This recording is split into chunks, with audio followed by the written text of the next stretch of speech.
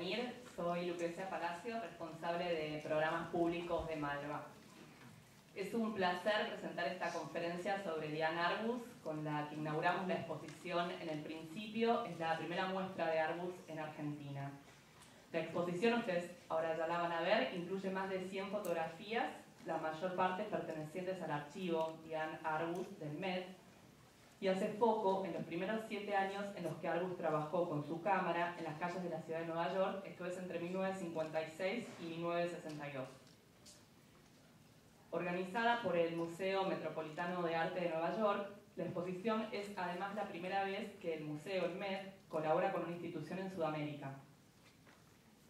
Jeff Rosenheim, curador de la exposición y custodio del archivo de Diane Arbus, nos acompaña hoy en representación del MED, donde tiene a cargo el departamento de fotografía. En el marco de la exposición se presenta además el catálogo publicado por el MED, que incluye un anexo con la traducción al español que hizo Malva de los ensayos de Rosenheim y Reinaldo que lo integran, además de la reproducción de un amplio conjunto de fotografías, negativos, diarios, notas y correspondencias. Además de 2 conferencias magistrales de Rosenheim, no sé si alguno tuvo la oportunidad de participar de la que Jeff dio el lunes, en donde comentó el contexto artístico en el que se movió Diane Arbus. Esta es la segunda que da. Entonces, además de estas 2 conferencias, los programas públicos de la exposición hacen foco en la complejidad de la cultura norteamericana de la década del 50 y 60, años que han sido claves en la renovación de las ciudades y sus modos de vida, así como de los lenguajes artísticos que han dado cuenta de ella. La programación incluye, además de estas 2 conferencias, un curso sobre fotografía y ciudad dictado por Alberto Goldenstein, en donde, a través de una mirada personal de Alberto, se pondrá en relación el trabajo fotográfico de Lee Friedlander, por ejemplo, Walter Evans, Robert Frank, obras de fotógrafos viajeros, con las imágenes de las ciudades del siglo XXI que construyeron Thomas Struth, por ejemplo, o artistas contemporáneos como Tillmans. También va a haber un seminario, un curso sobre literatura estadounidense contemporánea que dictará Ana Kazumi Stahl, que recorre la obra de Sharon Olds, Joyce Carol Oates y Toni Morrison, por ejemplo. Se va a proyectar Freaks de Todd Browning. Ayer en el recorrido de prensa, Jeff nos comentaba que Arbus tuvo relación, por lo menos con uno de los actores de esta película, que está íntimamente ligada con el repertorio fotográfico de Arbus. Se va a proyectar los viernes de agosto. También tendremos un recorrido sonoro y teatral en septiembre, basado en los escritos de Arbus, que está coordinado por la especialista en dramaturgia Mercedes Halfon. Y se inician este fin de semana las visitas guiadas y los programas especiales para niños, escuelas y adultos que están a cargo del equipo de educación del museo. En nombre de Malva, quería agradecer muy especialmente a la Embajada de Estados Unidos en Argentina por el apoyo a la exposición y también al MED y a su equipo de trabajo. A Karen, especialmente, que nos ha acompañado aquí en Buenos Aires, y a Jeff, que además de su trabajo en el MED y en la exposición, es uno de los mayores expertos en el trabajo de Diane Arbus y en fotografía norteamericana. Quienes participaron del lunes, de la clase que dio Jeff el lunes, pudieron apreciar el conocimiento de Jeff en ese campo, y quienes participaron ayer del recorrido de prensa pudieron apreciar seguramente la relación íntima que lo une a Jeff al trabajo de Arbus y la generosidad y la calidez de sus explicaciones. Antes de dejarlos entonces ya con Jeff, me gustaría contarles que él va a hablar en inglés. Quienes quieran hacer uso de la traducción simultánea solo tienen que buscar los auriculares aquí en el pasillo de salida. Y también comentarles que una vez cerrada la conferencia, a las 19, los invitamos a la inauguración de la exposición, ya va a estar abierta en el segundo piso. También inauguramos hoy en la sala de contemporáneos el proyecto de la artista peruano-inglesa Jimena Garrido Leca. Es un proyecto específico para la sala de contemporáneos de Malva, que tengo el placer de curar y que también va a inaugurarse a las 19 horas, así que también quedan invitados. Muchísimas gracias, los dejo con Jeff.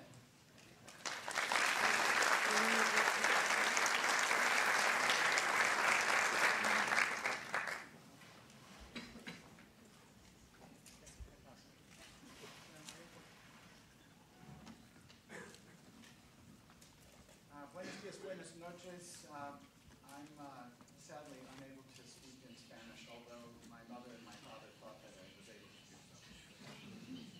And my friends too.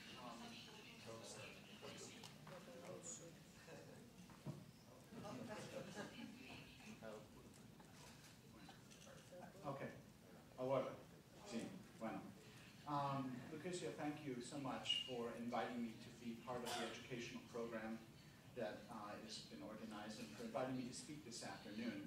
I'm honored to be in Argentina, and it's my second trip. I can't wait to come back. And I'm especially honored to be here under the auspices of Malva. It's a special pleasure to see an exhibition that my colleague Karen and I worked on for so long come to life here on the walls of the museum in such a beautiful way. You will see that pleasure momentarily. In fact, it's a little awkward for me to even begin to think about talking about pictures if you haven't seen them in the flesh. Those of us who work in curatorial practice believe in things, not just images. We believe in objects, not just images. And museums are critical to our practice, to the belief that there is truth in things, and especially for this artist. So we are going to begin. This is an experiment, and you are my laboratory victims or associates. This subject is near and dear to my heart. The work of Diane Arbus, she was an American photographer, I'm sure you know, who was born and who died, let's see if this is going to work, in New York City. She was born in 1923, and at the age of 48, she took her own life and died in 1971. I truly believe there is no show that will garner such a large audience anywhere, including in Buenos Aires, New York, in San Francisco, where the show just was, as this one.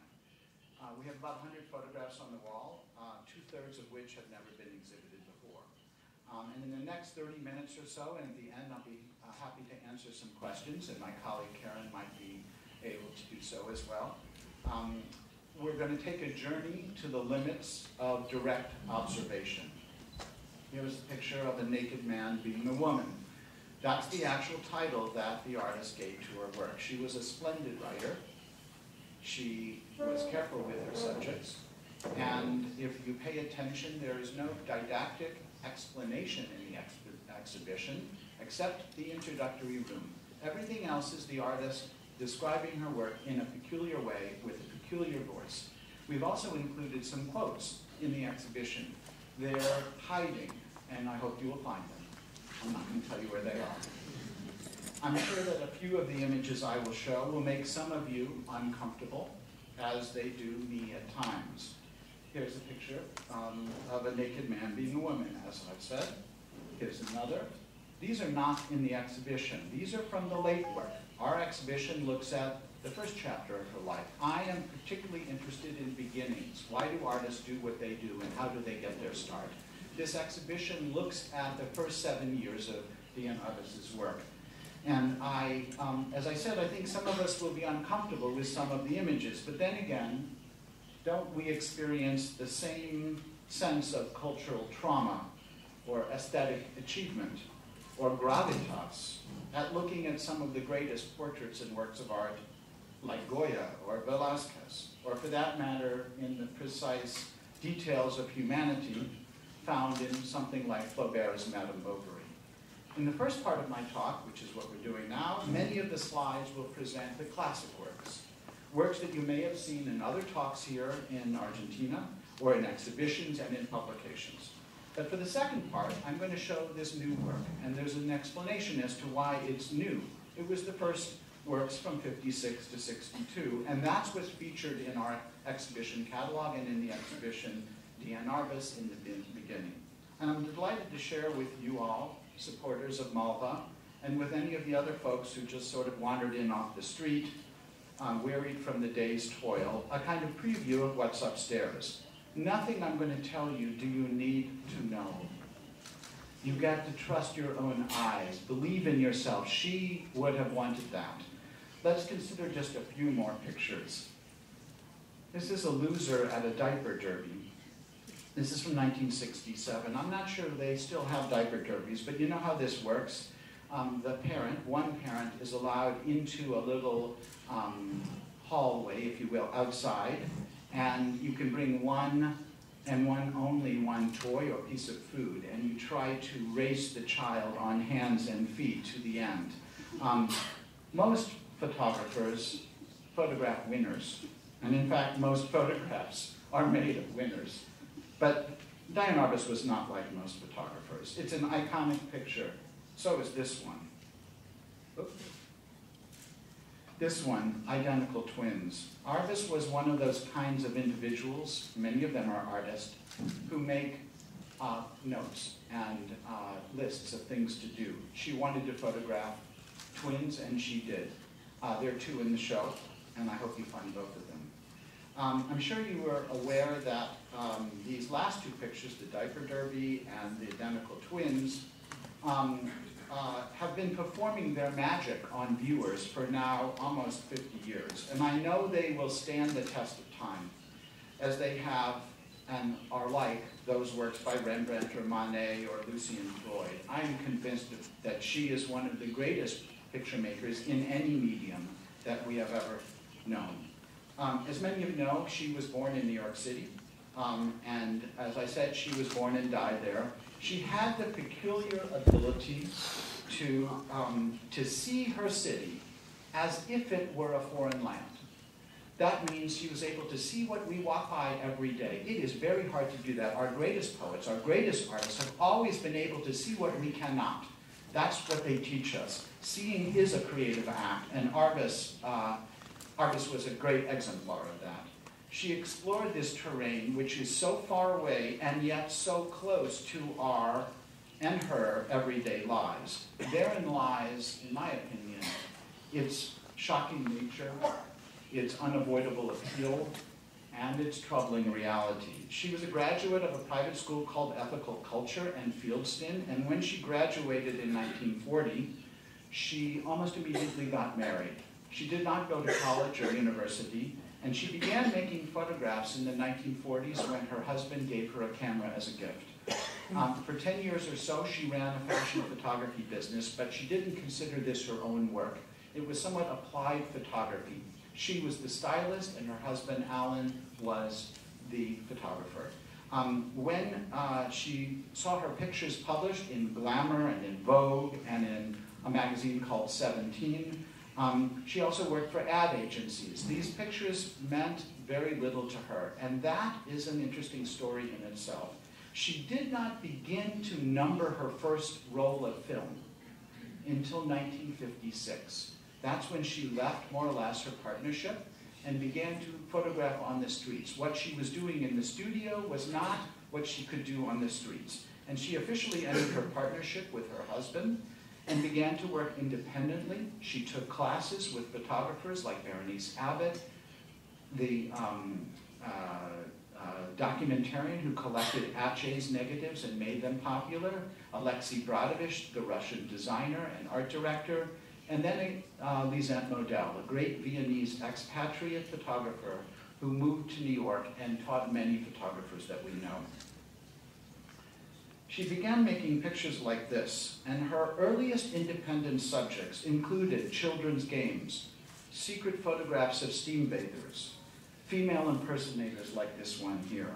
She made photographs at the beach. She made photographs in museums that had live acts. She made photographs at performances such as Ringling Brothers, Barnum and Bailey, at the circus. She photographed in Central Park and in Times Square. She photographed in Grand Central Station. She photographed at the rodeo and the circus. She photographed in bars and in barbershops. She photographed in the Metropolitan Museum, something I didn't know until we discovered those pictures. Here we are at a carnival. Now, to those of you who know about fire eating, it's an ancient medieval tradition. And fire eating is something that is almost the lowest form of circus entertainment. The fire eater only works at dusk. What do I mean by that? Fire eating in the daytime serves no purpose. The fire eater at nighttime really cannot be seen. So it's only in that moment when there's a little light left in the sky and there's a little darkness about to happen, and the fire eater's job, I can't walk over there. Let's see, there's the labor. The fire eater's job is to lure people to pay more money to enter the inside tent. They're in the midway. They're having their sodas and popcorn, but they will be enticed because of this magical thing. It's ancient. Arbus was interested in myths, and the Fire Eater is a good example. But this is the only thing that guy really does, and then he takes tickets for the rest of the night. Arbus's early work is incisive, and yet it's quite informal, just as in this view. His job, as I said, was to attract the customers to the midway. And in a certain sense, that's Arbus's job, is to entice us into her world, this hidden world, often at dusk. Two of the artist's most well-known photographs from the end of her short life are this one. This is the famous Jewish giant at home with his parents in the Bronx. It's in the exhibition upstairs. It's late, and we have a suite of 10 pictures at the end of the show, which I'll talk about in a moment. This is an interesting story. When we worked with the archive, I realized that she had photographed this individual. His name is Eddie Carmel. I'm not a doctor, but he had some sort of glandular problem, and he kept on growing. And in fact, you can see that she photographed him over 10 years, from 1960 to 1970. When she met him, he was performing at this live museum as the world's tallest cowboy. They became friends. Arbus knew many of her subjects, not all, but many, which is another distinguishing thing about her work. But this is a picture that she made in 1970. Most photographers, and I can see a lot in the room, they're impatient. Why? Why are they impatient? Because they know you can't step into the same river twice. If you don't get the picture, it's not there tomorrow. It's not there 2 minutes later. It's not there 2 seconds later. It's not there a snap of the finger later. Photographers are, by general, understand time in this way. Arbus worked differently. She did not show those earlier pictures. She kept up a friendship for 10 years. She was patient beyond any artist working with the camera that I know. We also have this famous one of the family on their lawn. This is kind of another archetype, the classic set of parents, bourgeois parents, who are paying no attention to their child, who's in the background, sort of playing in the pool, the blow-up pool. She made these last two pictures with square format cameras, Rolleis and Mamiya Flex cameras, that made a 6x6 inch negative, not the 35mm negative, which is this size. We'll talk about that a little bit later. But when that transition takes place, which is in 1962, it was the moment that I thought our first chapter would end. There's another reason for that, which is that after her death in 71, it was a famous show in 72 at the Museum of Modern Art in New York. That show included the complete corpus. It's 15 years of work.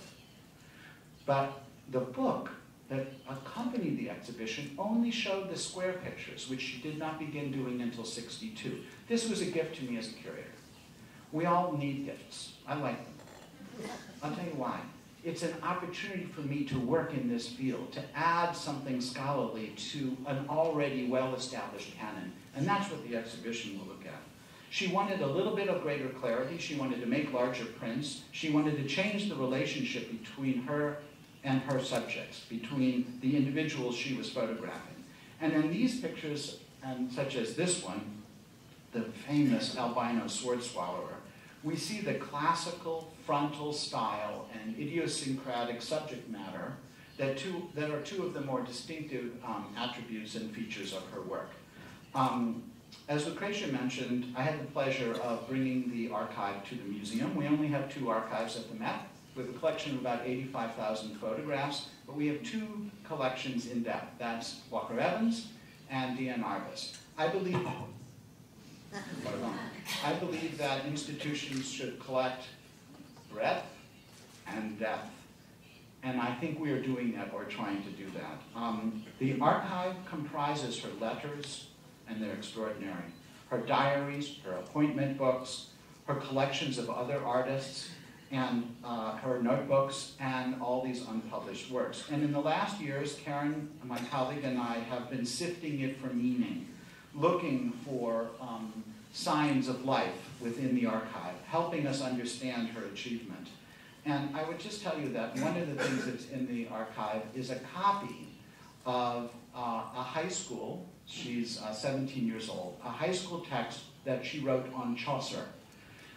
And I know you will find this unbelievable. She's 17 years old, and I thought I would just read it slowly because this wonderful simultaneous translator asked me if I could give her my text, but I hadn't written it, so I couldn't really do it, but I should have given her this one, but I didn't. So I'm going to read it slowly. She is talking about Chaucer. She's not talking about her work in photography, which she has not done. She doesn't have the camera yet. Here's how it goes.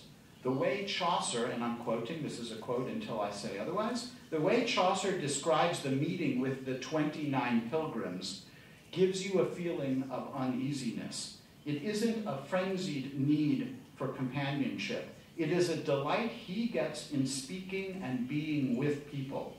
You get the feeling that he is a little bit beyond them, but that he doesn't want to seem so.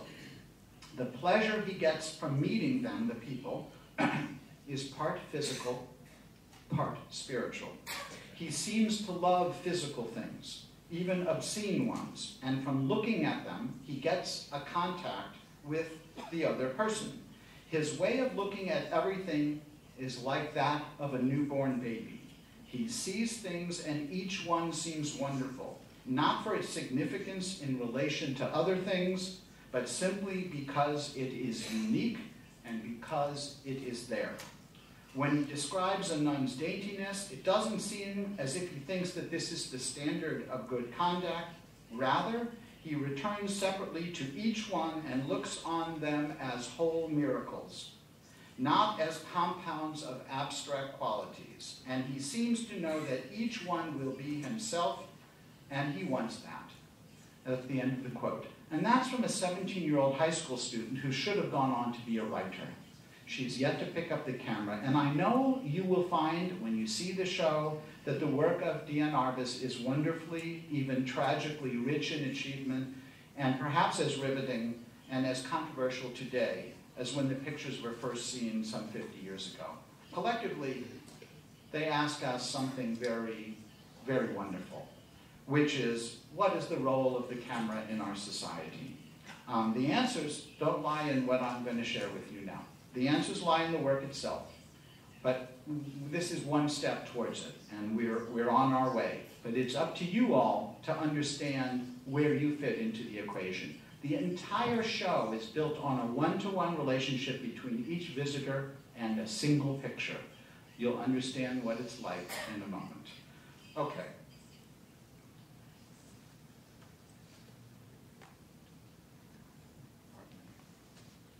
This crew has been making me speak every day, all day, for 2 weeks. It's true. That's not just a joke. And I'm honored to do so. But the voice is getting a little cranky.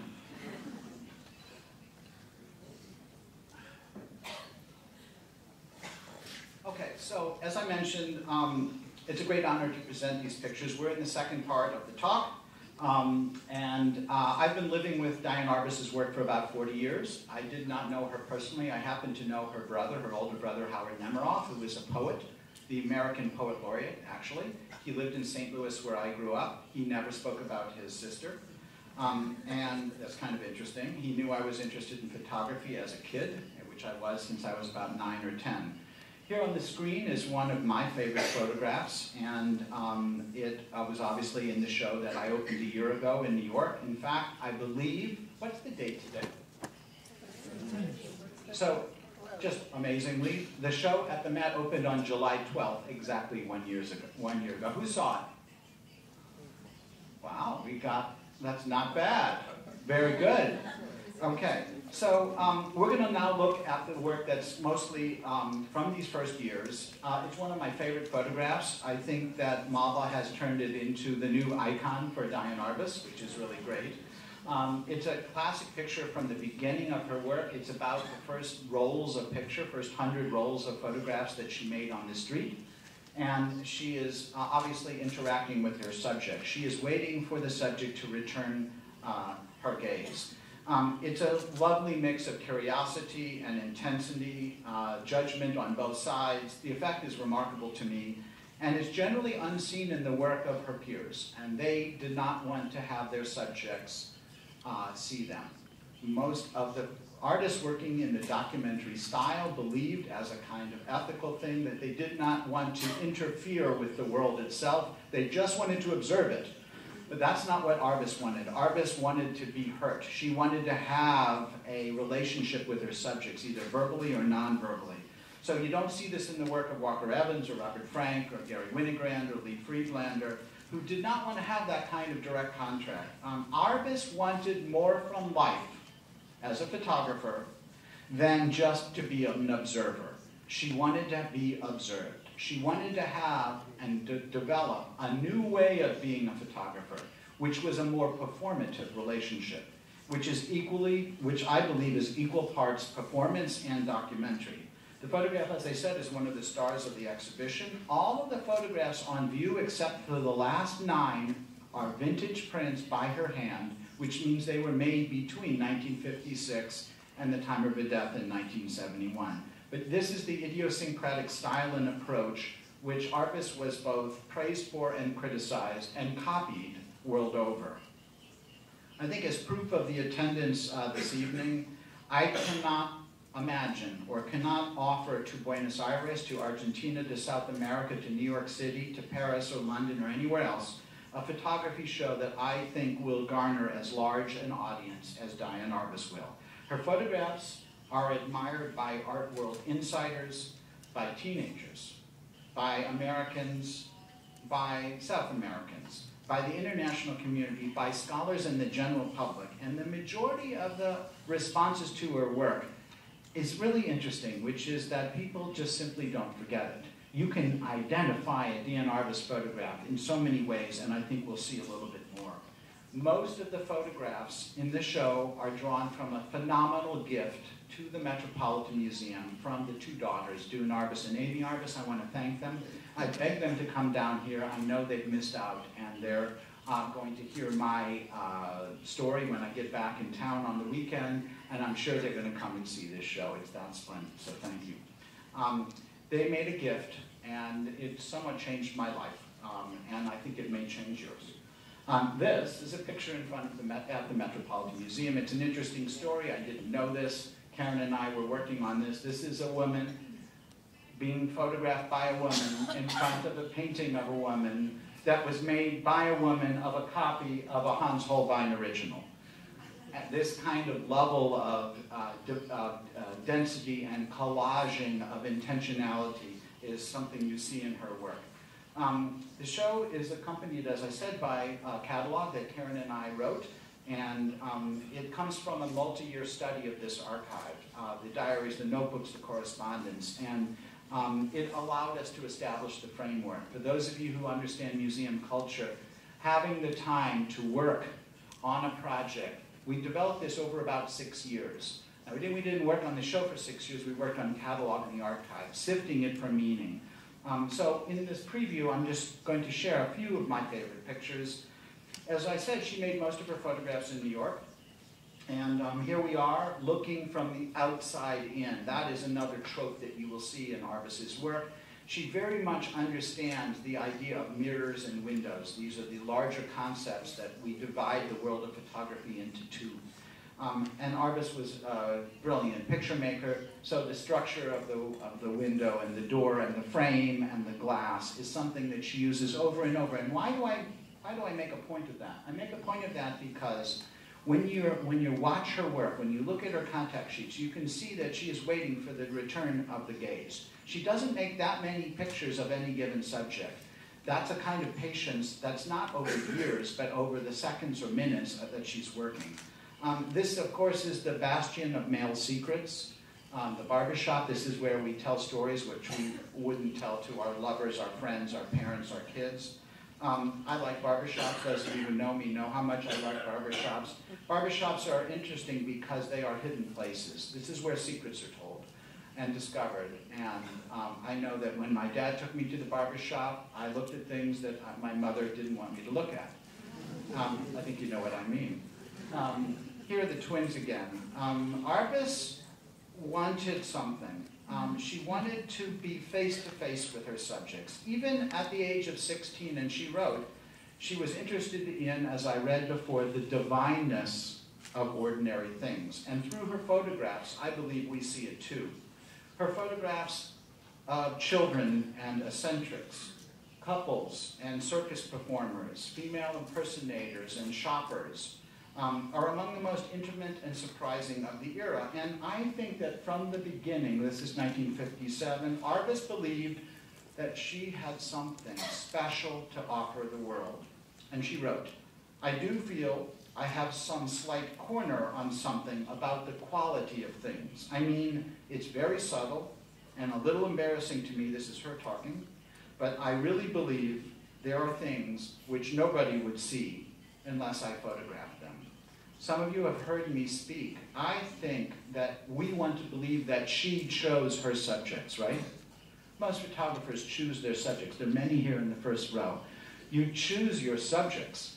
I believe as often as she chose her subjects, they chose her. She wandered down the street and people were drawn to her. She was beguiling. She was magnetic. She had a kind of shamanistic power. People wanted to share their secrets with her. And she said, "A photograph is a secret about a secret. The more it tells you, the less you know." This is the most common form of reflexivity or mirroring that photographers get. She's not the only one to photograph kids with guns. You see it in William Klein about 2 years earlier than this. But I think that kids understood her and she understood them in a very special way. But she was also interested in photographing images wherever they were, not just on the street. Here we are, television. This is Bela Lugosi as Dracula. Now in those days, right, you had to wait for movies to come on the screen. And it's fascinating that Arbus, who did not have a television set when she made this picture, found herself to a friend's house to photograph Bela Lugosi. Of course, the great myth of Lugosi, which is a fictional character, comes to life at night, but is, if you will, is diminished by the daylight. And I think that it's very interesting as we watch her looking for imagery where it is, often in movie theaters. She was fascinated by horror films, by film noir. She loved going to see the Italian neo-realist films. I'm delighted that Malbec, which has this splendid theater, has a robust film program and will be programming films all season for the next 3 months here in the auditorium. Come. I think you will be amazed at the relationship between Arbus and the films of her era. Here we are, we're back down on the street in Little Italy in New York. Nearly half of the photographs that Arbus printed during her lifetime, let me pause, half of the photographs that she printed during her lifetime were made between 1956 and 1962, but we know so little of them. Part of it is because many of them were left in a darkroom, in an inaccessible corner after her death. And when she committed suicide, her family was torn apart, of course. And it wasn't until about a decade later that they even discovered those pictures. So they were not in that first 1972 show. And it's my opinion that the book that came out that didn't include the earlier work would have included it if many of these pictures had been known. But they remained undiscovered, another gift to the curatorial world. Here we are at a penny arcade. This is a mood meter machine. Has anyone ever used a mood meter machine? I've never used a mood meter machine either. This is where you go and you test for your sexual virility. I don't know if you can read that. It measures whether she's frigid or ardent or tender or harmless or irresistible or can't read it, torrid, fiery. She was tender. I believe that Arbus was a medium to her subjects, and who shared secrets with her, and shared secrets with her in a way that they perhaps couldn't share with their own families. I don't think it's that uncommon to tell secrets to someone who you don't know. What's amazing, though, is that people trusted her. And trust is something that is the relationship I hope you have with the photographs as well. That level of trust is fascinating to me. Here we are in the dressing room of a club where female impersonators are changing. Men are becoming women. She never photographed the performers on stage fully transformed. She photographed them in the process of transformation. That's why adolescents going through puberty, young kids are so drawn to Arbus. They are asking the questions, how do I become the person I want to be? How am I like my siblings? How am I not? How am I like my friends? How am I not? Who should I be with? How can I avoid my parents' influence? These are all the questions I know you ask yourselves. And she asked all the time. And she had this wonderful embrace of the world. She didn't have a hierarchy of individuals. She had an unbelievably democratic understanding. Now we're back at the Met. This picture isn't in the show, but it's one of my favorites, so I just thought I'd show you. She is even able to entice these Cypriot sculptures to share their secrets with her. Now that's doing something. Okay. Or this guy, the great solitary king of the beach, the king of Coney Island. I'm not sure whether he's going to the beach and he hasn't yet taken his shoes and socks off and hat, or whether he's already had his swim and he's leaving the beach. But all I know is that she is able to separate herself, himself, from everything else. This is this thing that is in all of Arbus, which is the tension, the beautiful tension between the individual and the society. The greatest photographs that she made ask those questions. How is this an individual? How is this a member of the society? And the tension between those two is one of the most beautiful aspects of the work. Or this guy, the man who swallows razor blades. That's his stage name.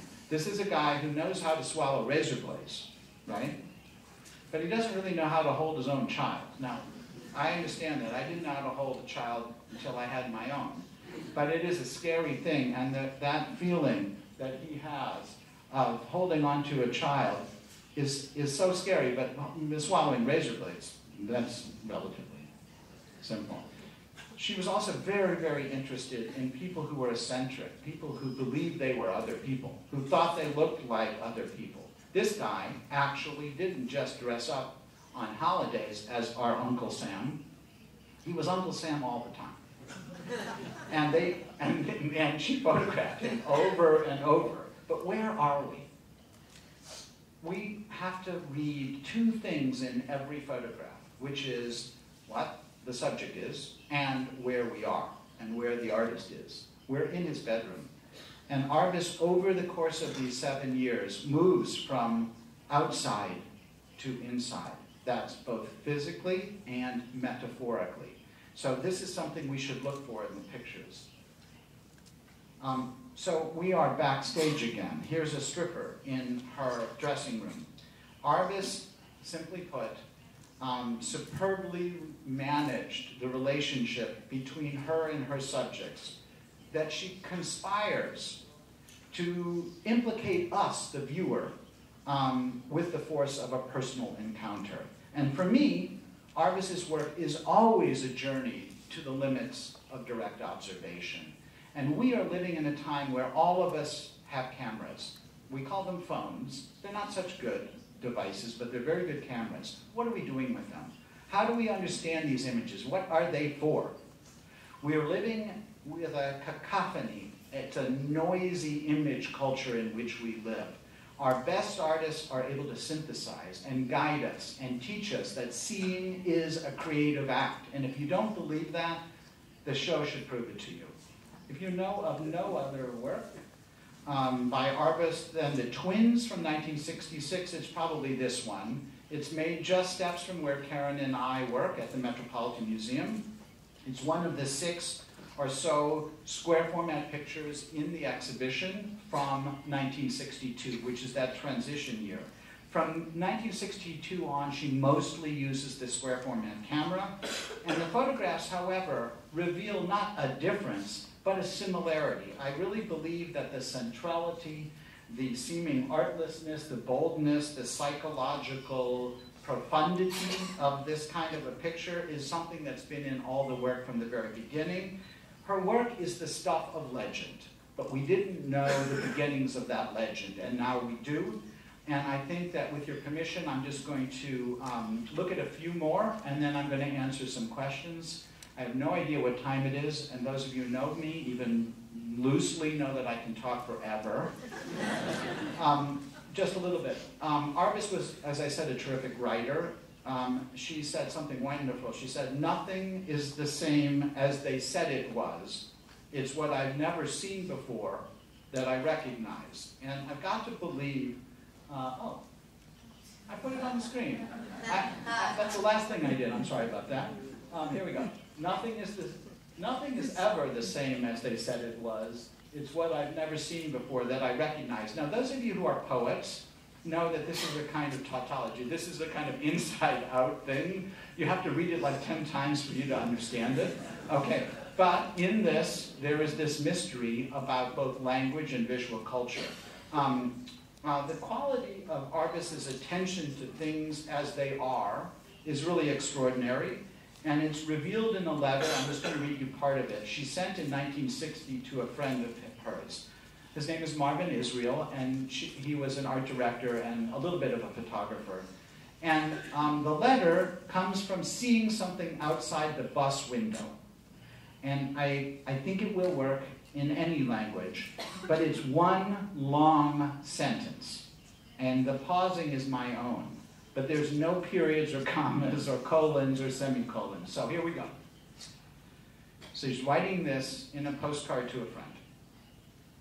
"Oh, who I forgot to tell you about, and who you should meet, and who I saw from out the bus window today is Sam, who is an ice cream man, who sells chestnuts in the winter, but prefers ice cream. But what he really wants to do is sell ladies' separates. He is very witty and wonderfully sweet and sour, and explains all about the system for bribes and fines to policemen who operate his type of ice cream wagon in the park, which is the white kind, with dirty random cut-out pictures of orange popsicles on it, and is illegal as well as very heavy to push. He tells long stories about the arguments between illegal operators of similar ice cream wagons who arrive, this is one sentence, who arrive at choice territories at something like 6 in the morning and claim all sorts of things like seniority and longevity and divine right. And all in all, in these stories, which are hilarious, everyone is the villain. He keeps napkins, which is unusual, and sometimes the whole pile gets stolen, which is embittering. And he can't bear long-sleeve shirts, and when he goes around the corner to a phone booth to call up a girl in a nearby office and ask for a date, he thinks she would drop dead if she saw him selling chestnuts on the street. He knows something about everything, and he knows something about everything, and makes the best jokes I have ever heard, and has one glass eye which is staggering to look into, and which he invites you to look into. Now, I can't read it again, and I hope those of you who understand that this is a kind of lyric poetry of profound achievement, and it's just a postcard sent from one person to another. But in that, there's something of the nature of the person. It's hard to be able to describe it. Let's just look at a few more pictures, and then we'll ask and answer. I hope you'll ask, and I'll try to answer some questions. This is just a boy above a crowd. When I said that I thought that maybe she was chosen by her subjects as much as she chose them, this is a picture that's kind of a miracle. Did he elevate out of the crowd and she turned around and saw him, or by looking into the crowd, did she elevate the child? We don't know, but there's something magical about this individual and the society and how they work. Or this picture of a father and child. The father has a beer bottle in his hand and a child in the other, surrounded by the lights. One of the more beautiful formal qualities of Arbus's photographs is the quality of darkness and light. We see her looking into the light all the time, not just once in a while. Most photographers put the light at their backs to illuminate the subject, not Arbus. Arbus likes and often has the light wrapping around the subjects in a fascinating way. Here we are at a movie theater. This is looking into the light, literally, at the movie theater. Can you see the individual sort of just hanging out here? I know of no other artist that made this kind of a picture. Or this picture of of two kids. This is child teasing another. These little secrets between us, these little secrets between her and her subjects are the things you're going to remember. This is a kind of a photography. There's humor in it. There's a life-affirming quality. But in fact, there's some scary stuff psychologically. I mentioned there were two pictures of twins in the show. This is the other one. This is inside a tent. That guy with the fire was luring you in to pay another 25 cents or $1 just to see a display of something so horrific as, in a pickle jar, Siamese twins. Arbus was interested in difference, and the scary quality of life is part of it. This is the picture called The Backwards Man in his hotel room. The backwards man, she said something about that I'll quote, Joe Allen, which is his name, is a metaphor for human destiny, walking blind into the future with an eye on the past. I don't know if you can see, but he was a contortionist. His shoes are pointing in this direction, but he was able to pivot his body all the way around. This idea of a metaphor, look blind with an eye to the past, is something very powerful. And I will just want to close with a picture we discovered, actually I think Karen discovered, on a contact sheet. This is Arbus with her camera, simple camera, looking to Nikon camera in 1959, looking in some sort of mirror on the way back from Coney Island. I want to thank you, and I'm here to answer some questions now.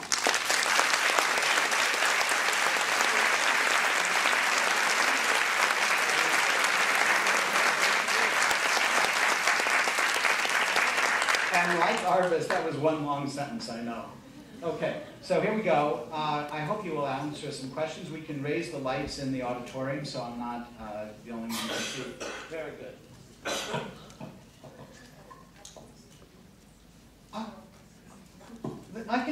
I'll field the questions in English or Spanish.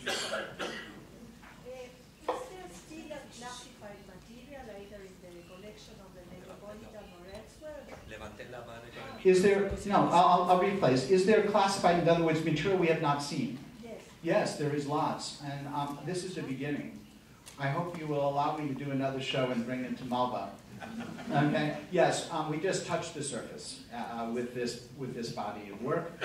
There's much more to do, and we're going to be working on it soon. Thank you. Yes? He who has the microphone gets to ask the question. Thank you. And you said at the beginning that she works doing some fashion photography, and I want to know if we can see this work in the exhibition, and if the answer is no, I want to know why. Good question.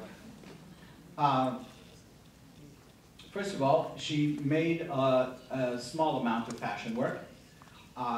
The fashion idiom, and I have a fashion show up right now at the museum in New York of Irving Penn. And like Penn, those pictures went directly from the studio to the magazines, and she didn't keep copies of very many of them. We do have some of the negatives and transparency. She worked in black and white and color. She did not consider this applied photography to be her art. She saw this as separate, and for those reasons we decided not to include it in the exhibition. If you're interested, you can go online, and there are magazines, Vogue and 17 and other magazines. You can see it, but we don't have prints to put on the wall. And there are other reasons, but they're not in the exhibition upstairs. But I promise you there's more than enough. Those of you who are interested, I worked on several other Arbus shows and books. And the big book we called Revelations, Revelaciones. We're not sure if the book is still in print in Spanish, but it did go to Barcelona, to the Caixa Bank in Barcelona. And I think you might be able to have a copy, and there you'll be able to see some of this work. Yeah, good question. Do we know anything about her personality? We're all here because we admire her work. And, yeah. But I'm curious to know what was there about her personality that made her subjects open up to her, because she has a lot of variety. You could see she photographed children and she photographed, you know, cross-dressing people. What was there that inspired people to open up to her?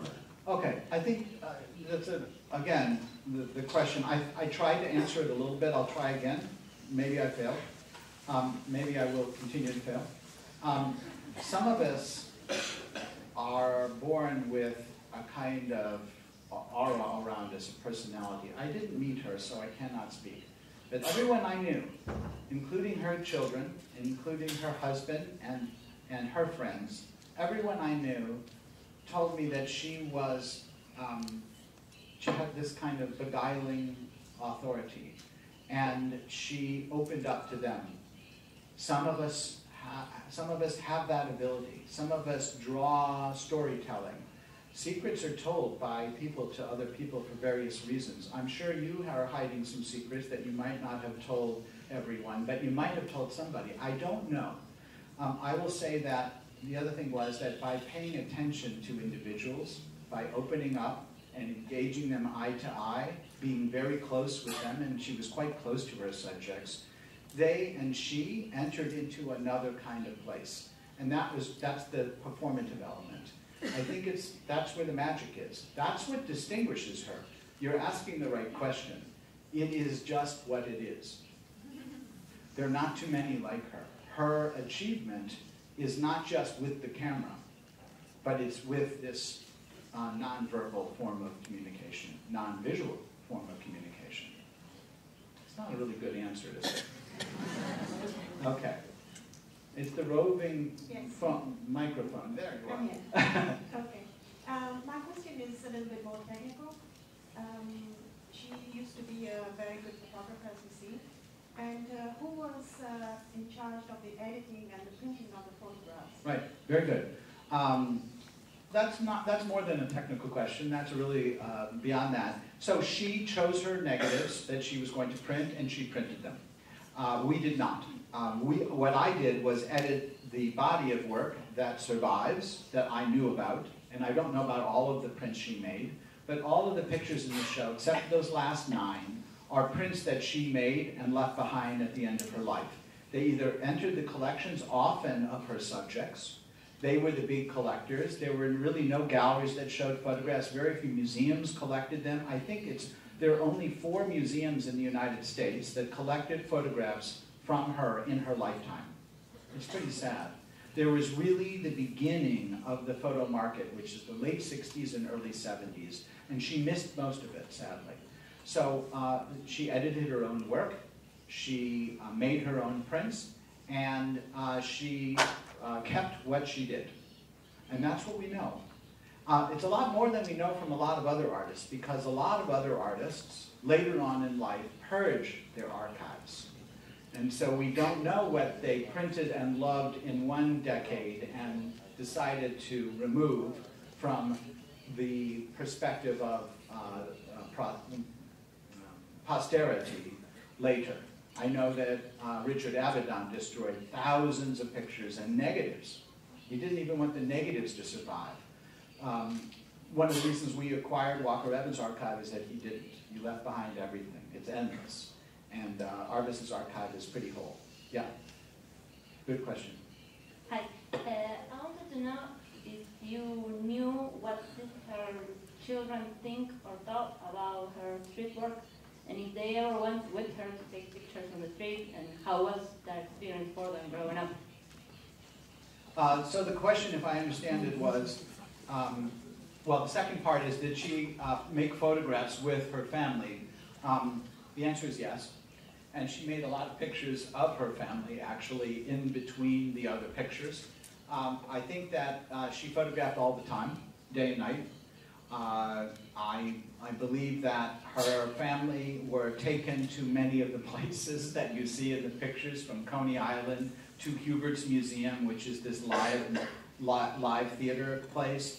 They often went with her to some of the subjects that she met. And you know, she did something very interesting, which is that she knew her subjects. How many photographers are in the room? Okay. How many of the photographers who are not studio photographers get to know their subjects? None. One. Okay. It simply doesn't happen. Arbus actually got to know her subject. She was as interested in them as they were in her. And that is a different and interesting dynamic. And in terms of her children, Dune Arbus and Amy Arbus, they know her work intimately, and they knew it from the picture-making side of it. Not every time. They were in school, they were at college, they were, at friends' places. They were not there. But you can see them in the pictures, and it's very revealing. Revealing of what? Yeah, so I actually think that the pictures that Arbus made of her family are very similar to, just like what I said was, how many of us have the ability to see our place, wherever we are, as a kind of foreign land, with fresh eyes, innocent, that is. I think Arbus actually saw her kids as equal subjects to the community that they lived in, her own community. And she made wonderful pictures of kids. There's not one in the show, for various reasons. You can challenge me, I hope you will. But she made great pictures of her family. Time. Okay. Is there an opening? Can we go? Shall we go? Okay.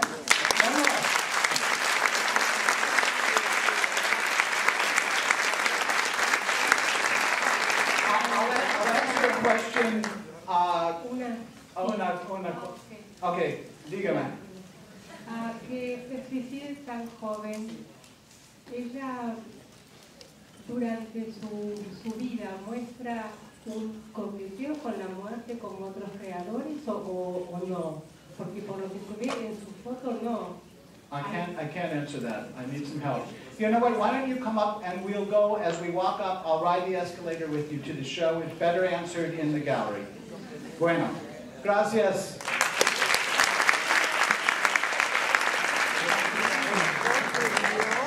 La pregunta de mejor no contestar.